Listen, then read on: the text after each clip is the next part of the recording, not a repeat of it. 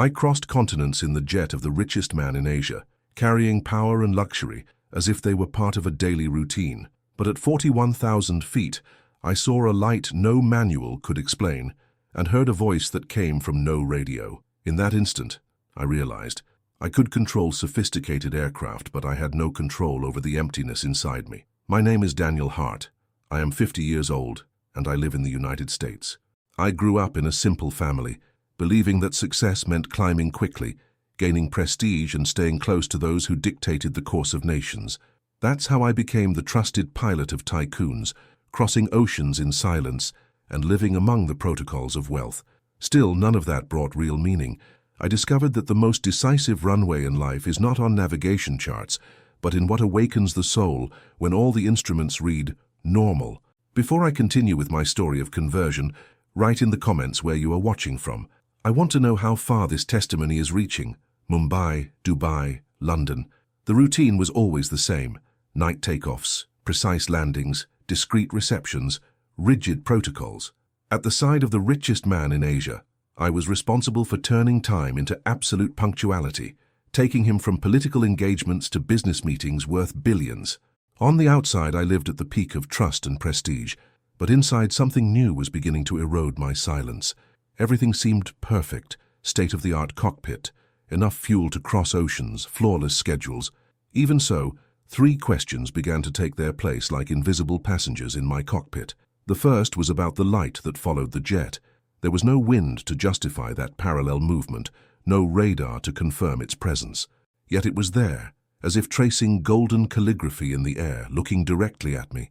The second question was about the recitation. How could a voice emerge so clean, so clear, inside a sealed system protected from any interference? Only I heard it. The co-pilot looked at me strangely. The crew confirmed absolute silence.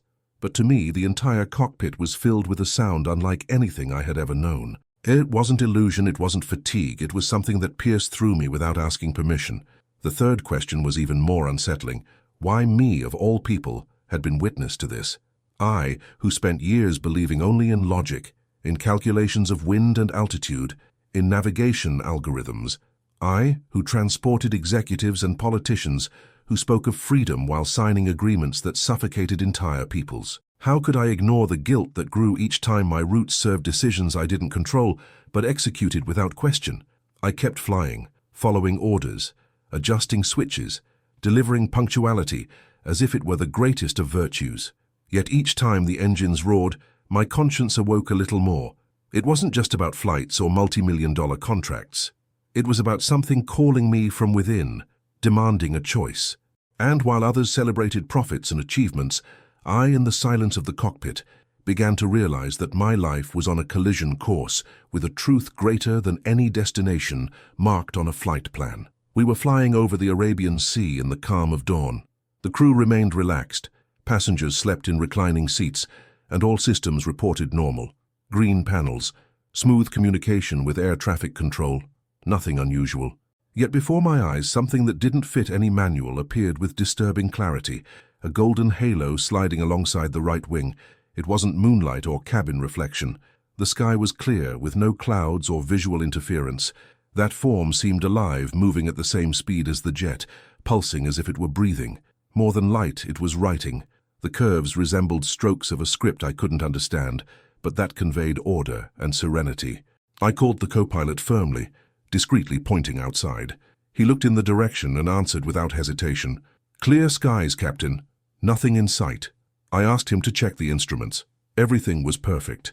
His confirmation only deepened my astonishment. How could something so vivid to me be invisible to others?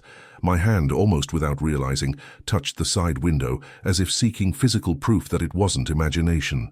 The response was immediate and strange. The light seemed to react to my gesture, intensifying its glow for a few seconds, as if it knew I recognized it. It wasn't illusion, it was presence. I closed the microphone so as not to cause panic or appear fatigued. I followed the checklist, answered ATC calls, but inside I was torn between military discipline and the sense that something greater was watching me. No alarms sounded, no system showed failure. It was as if nature itself had broken through the veil of routine, revealing itself only to me. For about 2 minutes, which felt eternal, That halo followed the wing, keeping exact distance, never losing rhythm or speed. There was no turbulence, no air displacement to explain it. Then gently it began to dissolve like liquid gold evaporating into the horizon. When it vanished, I realized my breathing was fast. My hands, trained to handle turbulence and emergencies, trembled slightly. I tried to rationalize.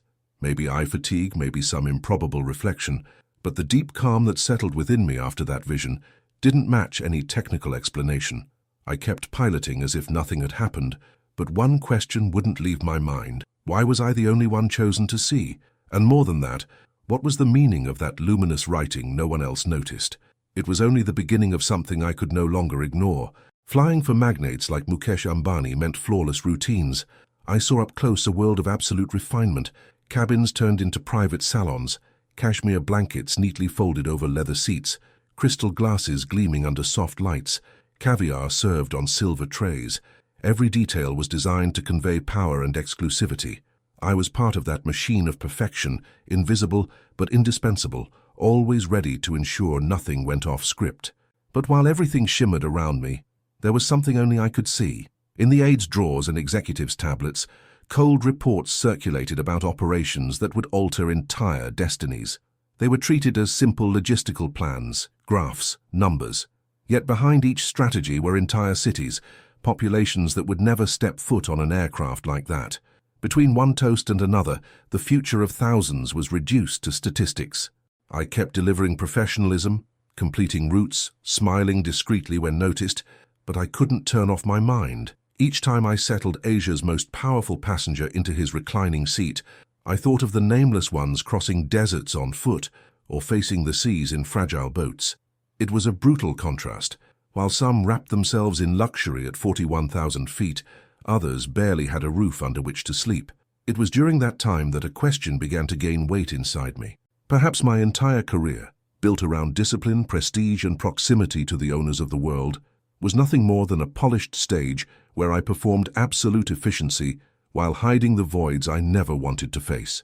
I knew how to handle atmospheric turbulence, but I didn't know how to face the turbulence of conscience. With every flight, the tension between the spectacle of luxury and the uncomfortable silence of what I felt only grew. I had already learned that instruments can fail without warning, but what would happen when it was the soul that lost synchronization? It was as if something was patiently preparing the ground for an inevitable confrontation between the brilliance I saw before my eyes and the darkness I needed to admit within myself. At the maintenance yard in Mumbai, the routine was the same as always. Detailed inspections, last-minute adjustments, and a team that functioned like a fine-tuned machine. I was already used to walking among mechanics, engineers, and technicians who treated the plane as an extension of their own bodies. There, every wire, every valve, every signal on the panels carried meaning. It was the territory of absolute precision, where failure was not permitted. On that stifling morning, while I reviewed documents and waited for the final release of the aircraft, Karim, a reserved avionics engineer, noticed something in me. Maybe it was the distraction in my eyes, maybe the way I flipped through the manual without actually reading it. He didn't ask a direct question. He simply approached naturally, like someone handing over a forgotten tool. From the pocket of his jumpsuit, he pulled out a small volume bound in navy blue. "Read it without hurry," he said, with the serenity of someone who knows certain offerings need no explanation. I looked at the object in his hands and felt a mixture of curiosity and apprehension. It was an English translation of the Quran. The gesture surprised me. Karim knew my almost military discipline and knew I avoided conversations outside protocol. Even so, he offered me the book as if he were handing me an extra checklist, one more safeguard to ensure nothing failed. I hesitated. The last thing I wanted was to seem vulnerable before the team. My reputation was built on efficiency, not on carrying spiritual doubts in my baggage. But inside I was starving. Since the signs I alone seemed to notice in the skies, a new thirst followed me. It was as if the perfect routine had begun to crack, revealing questions I had never spoken aloud. So I accepted the book in silence, slipping it into the flight folder along with technical documents and weather reports. Pretending it was just another piece of paper gave me security, but I knew I was carrying something different, something that didn't fit into protocols. For the rest of the day, I carried on as if nothing had happened. I checked routes, answered calls, met deadlines, but each time the folder shifted at my side, I remembered what was hidden inside. The weight wasn't physical, it was symbolic, as if that small volume was pulling me toward a direction I wasn't ready to admit. That night, in a Dubai hotel room, I carefully took the book out of the folder. I held it for long minutes without opening it, like someone staring at an emergency manual they fear using, but know could save their life in case of failure.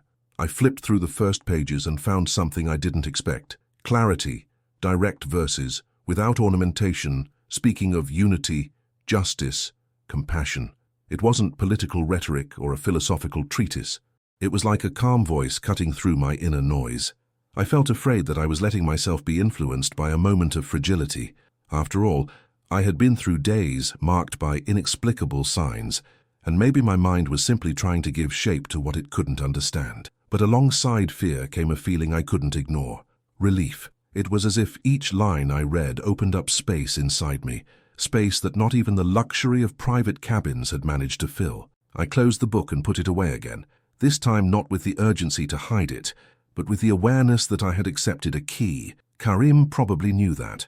By handing me that translation, he hadn't just offered me reading, he had offered access to something I didn't yet understand, but that I already sensed was greater than the sky I piloted every day. The next morning, while adjusting my tie before another flight, I realized that even without saying a word, I had already changed. I didn't know how long it would take to fully accept the path that was unfolding, but I understood that from that moment on, I no longer flew alone. There were flights that seemed endless. The engine maintained its steady hum, the panels shone in order, the co-pilot repeated procedures as if he were an extension of the machine. Nothing strayed from normality. The silence of cruising altitude, protected by the cabin's acoustic insulation, was almost absolute. Inside, no external interference had space, but that night, something broke through this iron logic. As we traveled familiar routes, through the same channel we used for checklists and technical instructions, an unexpected sound emerged. It wasn't frequency noise, it wasn't a wiring fault, it was a voice. Firm, serene, measured. Words in Arabic echoed in the cockpit, as if someone had taken invisible control of the system. I immediately looked at the co-pilot, who kept his eyes on the instruments. "Nothing on audio, Captain," he said, not understanding my reaction. To him, the channel was clear. My mind, trained in protocols, searched for explanations, a momentary interference, some unreported test, but the radars were stable, there was no nearby traffic, no notification from air traffic control, and more importantly, the co-pilot's eyes showed he truly heard nothing beyond the usual. For him, the flight was normal. For me, it wasn't. That recitation didn't shout, didn't demand, it simply filled. The feeling was paradoxical, like cold water poured over burning coal. Inside, I wrestled with doubts, guilt, and the pressure of a routine that demanded external perfection. But the words, even without me understanding their literal meaning, poured peace into every crack. It wasn't an alarm, it was an invitation. I gripped the controls tightly, trying to maintain focus. Instinct told me that sharing it with the crew would make me look insane. The military discipline I had carried since youth forced me to swallow any fragility, so I stayed silent. I recorded every detail mentally: altitude, time, route. I needed to remember, because that experience seemed bigger than a mere technical coincidence. When we landed in Dubai, I followed protocol as always: reports, inspections, route closure. But at the hotel, alone again, the memory of the sound returned as if still in my ears. I opened the flight folder and pulled out the small navy blue volume Karim had given me. Until then, I had flipped through it with hesitation. That night, however, I opened it with urgency. The first surah I read was Al-Ikhlas, short, direct verses that spoke of unity and eternity. There were no flourishes, no elaborate speeches. It was precision. It was clarity. I didn't need to be Arab. I didn't need formal theology to feel that those words belonged to a truth that required no justification. The same serenity that had filled the cockpit now filled the hotel room. As I read, I noticed something curious. It wasn't the impact of a thunderous revelation, but the delicacy of an affirmation that had always been there and I had never wanted to see, a kind of truth that doesn't depend on spectacular proof but stands by the simple fact of existing. The mercy described in the verses seemed to extend to me, reaching across my biography as a proud pilot, an employee of powerful men, a guardian of luxurious secrets. I closed the book and remained still. Technical logic still tried to give answers, perhaps fatigue, perhaps stress. But deep down I knew it wasn't noise, it wasn't failure, it was a sign. And for the first time in a long while I slept with inner silence, as if someone had lowered the volume of the voices that always screamed inside me. That was the second call, invisible to those beside me, but unavoidable for me. A recitation where sound doesn't enter, a clear message on an impossible channel. I didn't yet know where it would lead me, but I sensed that the route had already changed, and there was no return. In London, the stopovers were always luxurious. While Mukesh Ambani attended discreet meetings with bankers and ministers, I remained on standby in Mayfair, a district where the townhouses seem like inhabited museums. That late afternoon, the sky was the typical grey, but the atmosphere carried an unusual calm. I climbed up to the terrace to breathe a little, away from the muffled sound of conversations about figures and strategies drifting from the rooms below. Up there, nothing extraordinary seemed possible. The wind was almost non-existent, just a whisper barely stirring the treetops. Even so, before my eyes, a scene unfolded as if planned just for me. The leaves of a nearby tree began to align, not chaotically, but like obedient pieces of an invisible design. In seconds they formed a clear trace, a word that needed no translation: unity. I froze. The pilot, trained to trust instruments, now stood before a phenomenon that obeyed no calculation. My fingers went straight to my pocket. I pulled out my phone and tried to record it. The screen showed only ordinary branches, nothing beyond the routine of a British garden. I looked again at what was before me, saw the word once more. I pointed the camera, pressed the button, reviewed, and nothing. No evidence. I put the device away and rested my hands on the cold stone railing. For the first time in a long while, I felt a conflict not between protocols and manuals, but between vision and silence. That moment existed for no one else, only for me. It was as if someone were entrusting me with a personal message, a password that couldn't be shared. I returned inside, still dazed. In the hall, executives discussed contracts and celebrated billion-dollar projections. Waiters circulated with crystal glasses. The shine of that environment no longer struck me as before. On the contrary, it seemed blinding. While everyone toasted the expansion of financial empires, my mind throbbed with the word the wind had written for me outside: unity. I tried to focus on the trivial tasks of the next flight, reviewing the flight plan, checking weather data, verifying fuel. But the contrast gnawed at me. I, who transported living symbols of earthly power, had witnessed a gesture from the unseen, a gesture that could not be recorded by camera or filed in a report, only engraved in memory and in the heart. That night, lying in a silent room, I thought about its meaning. I grew up in a culture that celebrates hierarchy, separation, distinction.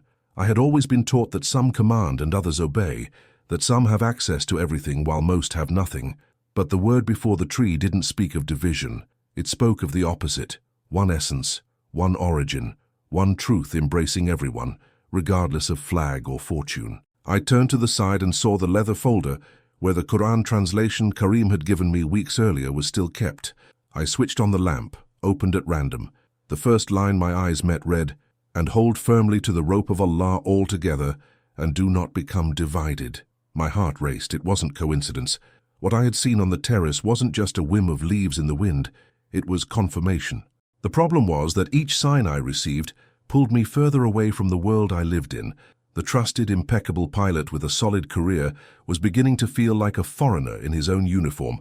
I still didn't know how to deal with it in public. Inside the aircraft, I maintained the professional tone, the erect posture, the firm voice. But inside, I was divided. I carried this secret without telling anyone. At the next check-in, while greeting security officers and officials, I looked like the same Daniel Hart as always, but every step echoed the word only I had seen dance in the Mayfair garden: unity. And with it, the question that haunted me: what would I do with what only I had seen? Because ignoring it was no longer possible.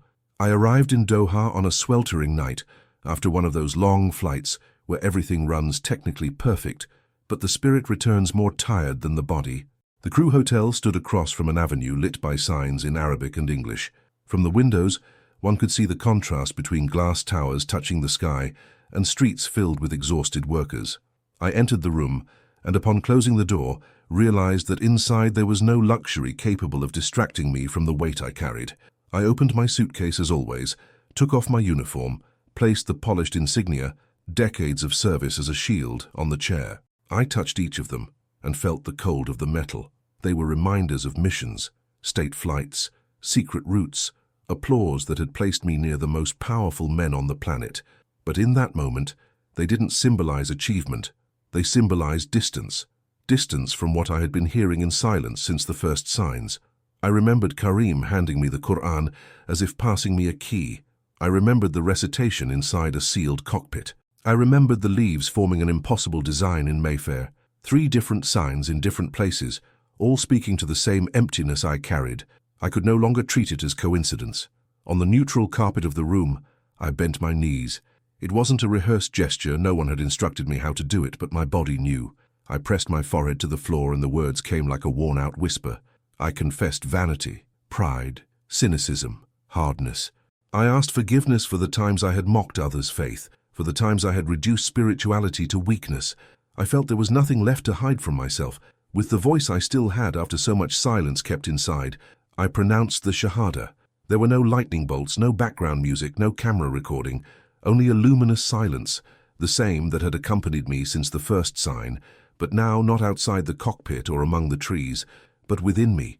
I rose different. It was as if the weight of the decorations had been left on the floor, and a new lightness filled the space. I was still the same man, 50 years old, with a record of flawless flights, but at the same time I wasn't. Something essential had shifted. I decided to guard that step as one protects a newly lit flame. I revealed it to no one. The system I lived in didn't accept route changes without prior notice, as if it were a flight plan requiring authorization. Any unexpected deviation would generate suspicion, reports, perhaps punishment. So I chose operational silence. I kept showing up to briefings with the same posture, signing documents with the same steady handwriting, greeting authorities with the same rehearsed handshake. But inside me there was no longer room for the same speeches.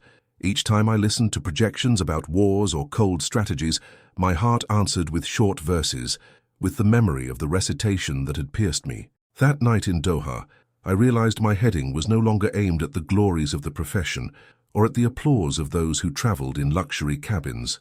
My heading now pointed inward, not toward a charted destination, but toward a surrender only those who have truly knelt can understand. I fell asleep again, as one does after completing a first flight upon learning to pilot anew, and when I woke the next morning, the sun over the Gulf seemed less harsh. I knew turbulence would still come, external and internal, but within me there was now a route drawn by something greater than all navigation charts, a route that at last made me feel I no longer flew alone. The changes didn't take long to become visible. First came the so-called routine interviews, conducted by security chiefs who, though polite, let a shadow of suspicion slip through their eyes. Vague questions about loyalty, personal routines, circles of friendship. Then, the invitations that had always arrived for cocktail parties and discreet events began disappearing from my inbox. No direct explanations, only strategic silences. Soon, the most prestigious routes were also reassigned. The flights carrying leaders, magnates, and heads of state were given to other colleagues. To me were left the discreet missions, far from flashes and headlines. For someone who had built a career inside the logic of prestige and trust, it seemed like a silent demotion. But contrary to what I expected, I didn't rebel. I discovered that the peace within me was more valuable than any reserved seat in a hall of authorities. Karim, the one who had placed the Quran in my hands, was transferred to another airport. I had no chance to thank him as I wanted.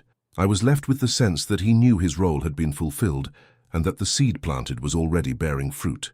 As for me, I was assigned to a series of humanitarian missions, using the same jet that once carried businessmen and ministers.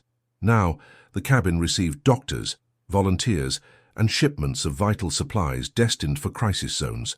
Takeoffs were no longer accompanied by toasts in crystal glasses, but by stacks of boxes filled with IV fluids, vaccines, and food. The smell of caviar was replaced by hospital disinfectants.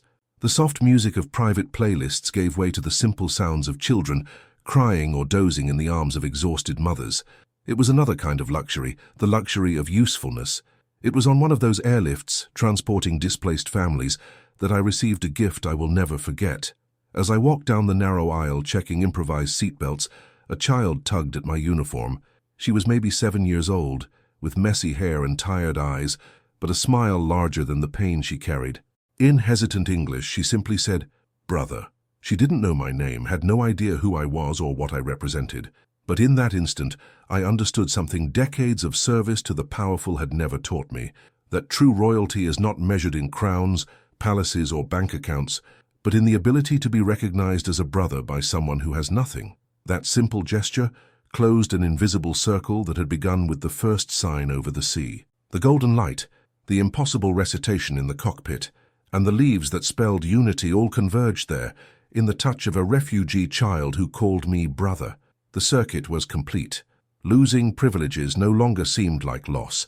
The discreet trips, the downgraded roles, the social silence that isolated me, all of it became irrelevant in light of the intimate gain I would never have known had I continued orbiting only around power. I learned that sometimes one must stop flying the applauded routes in order, finally, to find the path that leads within. And on that flight, among boxes of supplies and passengers without passports, I discovered that faith is not revealed in grand speeches, but in small gestures that ignite eternal truths.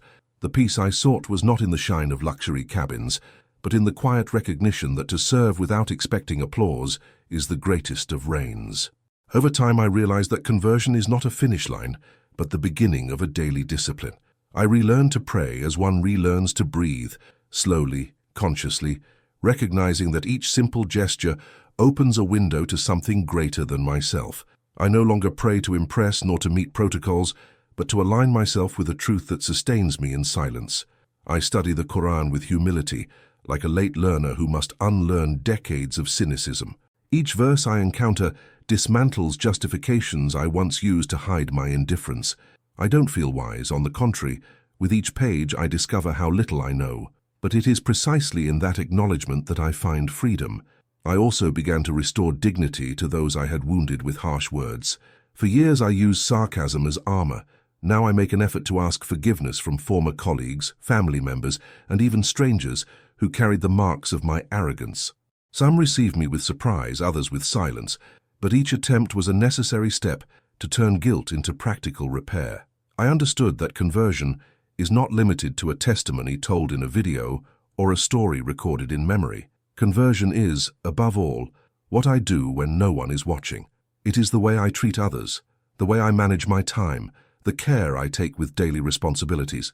It is, in short, a daily faithfulness, not a one-day spectacle. I write these words thinking of those who may be living in sealed cabins within themselves, people who accumulate medals, titles, achievements, or comforts, yet still breathe stale air, never able to be satisfied.